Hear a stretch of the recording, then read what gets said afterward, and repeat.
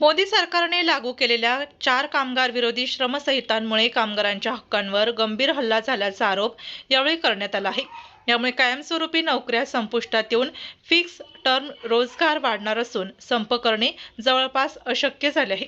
कामाचे तास पारा करण्याची तरतूद आहे। भविष्य निर्वाह निधीतील मालकाचा वाटा कमी करणे, असंघटित कामगारांसाठी सुरक्षेचा अभाव आणि माथाडी कायदा संपवण्याचा प्रयत्न हे कामगार विरोधी असल्याचे समितीने म्हटले आहे।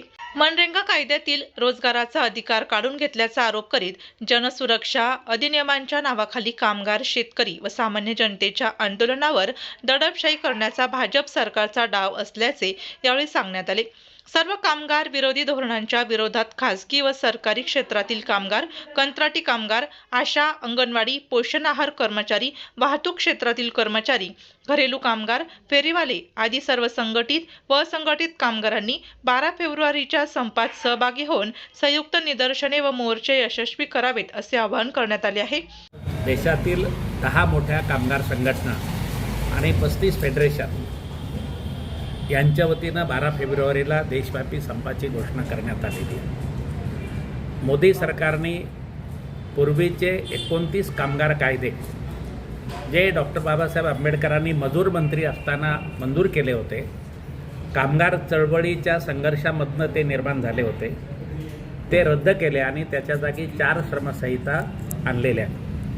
या 4 श्रमसंहिता ह्या कामगारांना गुलामगिरीमध्ये ढकलणाऱ्या आणि कामगारांचं शोषण वाढवणारे आहेत, युनियन करणं अवघड करणारे आहेत, संप करणं बेकायदेशीर ठरवणारे आहेत आणि स्थायी नोकरी, कायम नोकरी संपवणाऱ्या ह्या श्रमसंहिता आहेत आणि त्यामुळे त्या 4 श्रमसंहिता मागे घ्याव्यात। 8 तासाच्या कामासाठी दरमहा 30,000 रुपये किमान वेतन निश्चित करावं, कंत्राटी पद्धती बंद करून त्या ठिकाणी काम करणाऱ्या कर्मचाऱ्यांना कायम करावं, अशा 15 मागण्यासाठी हा संप होतो आहे। नाशिकमध्ये ह्या संपाच्या निमित्ताने 12 फेब्रुवारीला हजारो कामगार रस्त्यावर उतरणार आहेत आणि जिल्हाधिकारी कचेरीवर मोर्चा काढणार आहेत। 12 फेब्रुवारीच्या संपामध्ये देशभरातील योजना कर्मचारी मोठ्या संख्येने सहभागी होतील, असंघटित कामगार सहभागी होणार आहेत। योजना कर्मचाऱ्यांना केंद्र सरकारने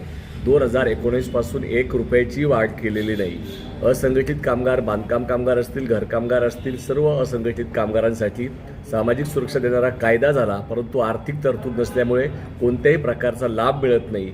या सर्व गोष्टीचा निषेध करण्याकरता योजना कर्मचारी, असंघटित कामगार मोठ्या संख्येने 12 फेब्रुवारीच्या मोर्चामध्ये आणि संपात सहभागी असतील। 12 फेब्रुवारीच्या देशव्यापी संपामध्ये भारतातील पब्लिक सेक्टर इन्शुरन्स मधले लाईफ इन्शुरन्स आणि जनरल इन्शुरन्समधले सर्व कर्मचारी संपावर जाणार असून त्यांचा याच्यामध्ये सहभाग सक्रिय आहे। याच्यामध्ये इतर सगळ्या मागण्यांबरोबर आम्ही सहमत आहोतच, परंतु उल्लेखनीय गोष्ट याच्यात आम्हाला ही सांगायची आहे की आज LICच्या माध्यमातून जर बघितलं तर LICच्या स्थापनेपासून आजपर्यंत 56 लाख कोटीच्या वरती ही देशाच्या नागरिकांची संपत्ती, बचत आमच्याकडे जमा आहे आणि या देशातल्या सरकारने जे खाजगीकरणाचं जे धोरण स्वीकारलेलं आहे त्यातनं भांडवल विक्री करून त्या माध्यमातून या संपत्तीवरती मुठभर भांडवलदार मालक करण्याचा जो प्रयत्न आहे तो प्रयत्न रोखण्यासाठी आणि जनजागृती करण्यासाठी आम्ही या संपात भागीदारी करत आहोत। त्याचप्रमाणे आज 30,000च्या वरती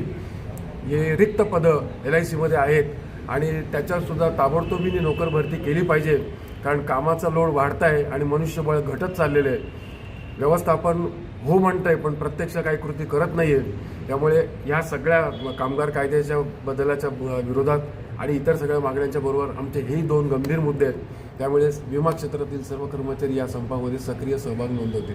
धन्यवाद। त्यामध्ये राज्य सरकारी मध्यवर्ती कर्मचारी संघटना पूर्ण महाराष्ट्रातून सकाळी 2 तास धरणे आंदोलन सत्याग्रह करणार आहेत आणि राज्य व्यापी हे असं आंदोलन असणार आहे। मेन मागण्या ह्याच आहेत की 1 मार्च 2024 रोजी जे RNPS आणली होती, राष्ट्रीय निवृत्ती वेतन प्रणाली, त्याच्याबद्दल कुठलीही अधिसूचना शासनाने पारित केली नाही। जुन्या पेन्शनबद्दल मागणी असतानाही त्याच्याबद्दल काही बोलले जात नाही। जे खुल्लर समितीने आणि बक्षी समितीने जे वेतन त्रुटी ज्या कर्मचाऱ्यांच्या राहून गेल्यात त्याच्याबद्दलही कर्मचारी अतिशय उदासीन आहेत आणि त्यांच्याकडे पूर्णतः मोठी संख्या असल्यामुळे दुर्लक्षित केल्या जात आहेत। 3% वेतनवाढ नियमित दिले जात नाही। जे रिक्त पदं आहे शासनाचे ते भरले जात नसून आकृतीबंधाचे पदं कमी करण्याचं काम चालू आहे. 4 श्रमसंहिता कायदा ज्या लावल्या आहेत आणि जी कुठेतरी संघटनात्मक पॉवर कमी करण्याचं जे काम चालू आहे त्या 4 श्रमसंहिता कायदा रद्द करा याबाबत आम्ही मोठ्या संख्येने तीव्र निषेध याबाबत करत आहोत. तसेच जे 10 वर्षापासून कंत्राटाचे कर्मचारी जे 1.5 ते 2 लाख कर्मचारी राज्य सरकारमध्ये काम करत आहेत त्यांना सेवेत कायम करावं अशी आमची प्रमुख मागणी आहे. तसेच चतुर्थ श्रेणी कर्मचारी जे पूर्वी 2 ते 2.5 लाख रुपये 2 ते 2.5 लाख कर्मचारी महाराष्ट्र शासनाच्या सेवेत काम करायचे आज ते नाममात्र राहिले आहे. तसेच वाहन चालकसुद्धा भरती आणि कर्मचारी वर्ग 4ची भरती ही नियमित करावी अशी आमची प्रमुख मागणी आहे. आणि 8व्या वेतन आयोगाकडे एक सर्वंकष विचार करून चांगली विचारधारा घेऊन आणि चांगले सर्वंकष विचार करून ती लागू करावी, इम्प्लिमेंट करावी आणि सगळ्या गोष्टी त्याच्यात इम्प्लिमेंट कराव्या असं आम्हाला या ठिकाणी वाटतं. आम्ही मोठ्या संख्येने सहभाग नोंदवला आहे. मोठ्या संख्येने त्याच्याबद्दल निदर्शनं करणार आहोत. या पत्रकार परिषदेला डॉक्टर DL कराड प्रमुख समन्वयक, राजू देस्ते समन्वयक, दिनेश वाघ अध्यक्ष, राज्य सरकार कर्मचारी संघटना महासंघ उमेश देशमानकर सरचिटणीस, मोहन देशपांडे, अजय डोळस, विमा कर्मचारी संघटना, अब्रार शेख, विशाल चकोर, ITEF आदी उपस्थित होते.